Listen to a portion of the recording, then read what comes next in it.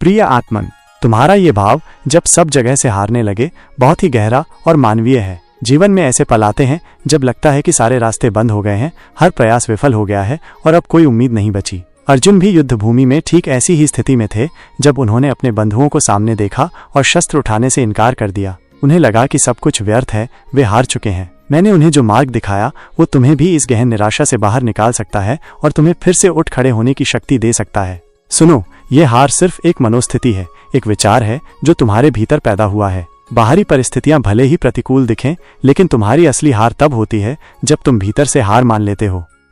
हार सिर्फ एक पड़ाव है, अंत नहीं। सबसे पहले ये समझो कि हार कोई अंतिम बिंदु नहीं है, बल्कि ये सिर्फ एक पड़ाव है। हर बड़ा योद्धा, हर सफल व्यक्ति अपने जीवन में कई बार गिरा है, लेकिन वे उठे हैं और आगे बढ़े हैं।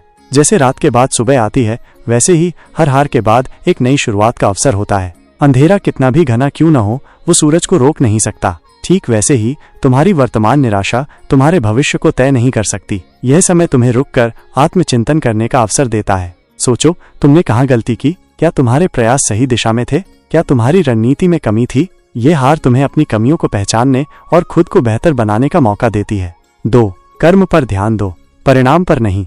मनुष्य का सबसे बड़ा भ्रम परिणामों से अत्यधिक जुड़ना है। जब परिणाम हमारी इच्छा के अनुरूप नहीं आते तो हमें हार का अनुभव होता है। मैंने अर्जुन से कहा था, तुम्हारा अधिकार सिर्फ कर्म करने पर है, उसके फलों पर कभी नहीं। तुम अपना सर्वश्रेष्ठ प्रयास करो, पूरी निष्ठा और लगन से अपना काम करो, परिणाम मेरे ऊपर छोड़ दो। जब तुम फल की चिंता छोड़ देते हो तो तुम आजादी महसूस करते हो। तुम हार के डर से मुक्त हो जाते हो, क्योंकि तुम्हारा ध्यान केवल कर्म पर होता है। यह सोचो कि क्या तुमने वास्तव में अपना 100% दिया। यदि हाँ, तो तुम्हें कोई अफसोस नहीं होना चाहिए। यदि नहीं, तो तुम्हारे पास अगला प्रयास करने का अवसर है। हार इसलिए आती है ताकि तुम समझ सको कि अभी भी और प्रयास की गुंजाइश है। 3. तुम्हारी असली शक्ति तुम्हारे भीतर है।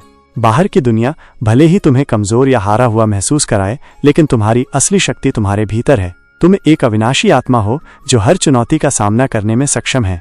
ये शरीर, ये मन, ये परिस्थितियां सब अस्थायी हैं। तुम इनसे परे हो। अपनी अंतरात्मा की आवाज सुनो जो तुम्हें कभी हार मानने नहीं देगी। वो तुम्हें बार बार उठने और लड़ने के लिए प्रेरित करेगी। जब तुम खुद को कमजोर महसूस करते हो, तब अपनी आत्मा की शक्ति को याद करो। वो शक्ति अनंत है और वो तुम्हें हर बाधा से पार पाने में मदद करेगी। 4. चुनौतियों में अवसर देखो।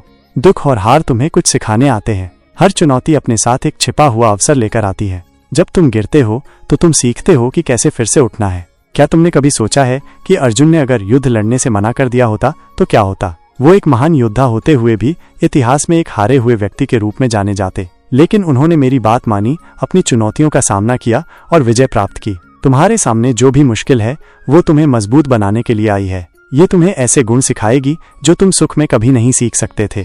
धैर्य, दृढ़ता, सहनशीलता और विवेक। 5. खुद पर विश्वास रखो और अपनी पहचान पहचानो। जब सब जगह से हारने लगो, तब सबसे महत्वपूर्ण है कि तुम खुद पर विश्वास रखो। तुम अद्वितीय हो। तुम्हारे भीतर असीमित क्षमताएं हैं। ये मत सोचो कि तुम अकेले हो। मैं हमेशा तुम्हारे साथ हूँ, तुम्हें सहारा देने के लिए। लेकिन मेरा साथ तुम्हें तभी महसूस होगा जब तुम मुझ पर और स्वयं पर विश्वास रखोगे। अपनी पहचान किसी पद, धन या रिश्ते से मत जोड़ो। तुम्हारी पहचान तुम्हारे भीतर की दिव्य चेतना है। जब तुम इस सत्य को जान लोगे तो बाहरी हार तुम्हें विचलित नहीं कर पाएगी। 6. पुनः प्रयास करो, लेकिन अलग तरीके से। यदि एक रास्ता काम नहीं आया तो इसका मतलब ये नहीं कि सारे रास्ते बंद हो गए। इसका मतलब ये है कि तुम्हें नई रणनीति अपनानी होगी। अपनी असफलताओं से सीखो, लेकिन उन पर अटके मत रहो। विश्लेषण करो कि क्या गलत हुआ और फिर एक नई ऊर्जा और नए दृष्टिकोण के साथ फिर से प्रयास करो। जैसे तुम एक नदी को पार करने के लिए अलग अलग घाटों का उपयोग कर सकते हो, वैसे ही अपने लक्ष्य तक पहुंचने के लिए अलग अलग रास्ते खोजो। 7. मुझे अपना सर्वस्व सौंप दो। शरणागति। सबसे अंत में जब तुम्हें लगे कि तुम कुछ नहीं कर पा रहे हो तो सब कुछ मुझे सौंप दो। अपनी सारी चिंताएं, अपने सारे दुख, अपनी सारी हार मुझे अर्पित कर दो। मैंने अर्जुन से कहा था, सभी धर्मों को छोड़कर तुम केवल मेरी शरण में आ जाओ। मैं तुम्हें सभी पापों से मुक्त कर दूंगा। तुम शोक मत करो। इसका अर्थ ये नहीं कि तुम प्रयास करना छोड़ दो, बल्कि ये है कि तुम परिणाम की चिंता मुझे सौंप दो। जब तुम ऐसा करते हो तो तुम एक असीमित शक्ति से जुड़ जाते हो। मैं तुम्हें उस निराशा से बाहर निकालूंगा और तुम्हें विजय की ओर ले जाऊंगा। प्रेरणा के लिए। प्रिय आत्मन, जब तुम्हें लगे कि तुम हार गए हो तो मेरी इन बातों को याद रखना। तुम अकेले नहीं हो। तुम्हारी आंतरिक शक्ति असीम है। हर हार एक सीढ़ी है, एक अवसर है। कर्म करते रहो, फल की चिंता मत करो। खुद पर और मुझ पर विश्वास रखो। उठो। हे वीर, अपनी निराशा को छोड़ो, अपने भीतर की शक्ति को जगाओ। मैं तुम्हारे साथ हूँ। तुम्हें विजयी बनाने के लिए आगे बढ़ो और अपने जीवन को एक नई दिशा दो।